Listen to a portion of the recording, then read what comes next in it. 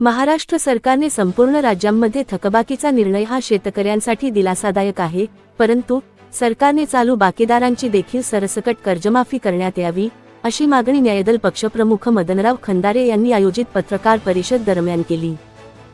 न्यायदल पक्षाचा प्रमुख मंठा तालुका कानडी पत्रपरिषद मंठा येथे पत्रपरिषदमध्ये शेतकऱ्याबद्दल बोलतो. तर सरकारनं शेतकऱ्याचं चालू थकबाकीदाराचं कर्ज माफ केलं, परंतु चालू बाकीदाराचं कर्ज माफ केलं नाही.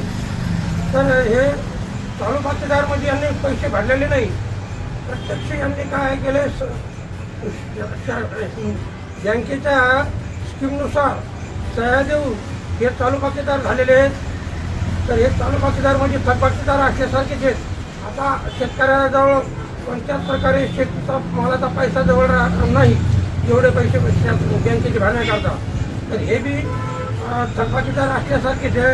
आतापर्यंत प्रत्येक सरकारनं, येणाऱ्या सरकारनं सरसकट कर्जमाफी केली. तर ही बी कर्ज सरसकट आपण बी निर्णय घेऊ, शेतकऱ्याला दिलासा द्यावा. शेतकरी सध्या अस्वस्थमध्ये, नाराजीमध्ये आहे. ही माझी सरकारला, मुख्यमंत्री साहेबांना विनंती आहे आणि याच्यावर निर्णय घ्यावा.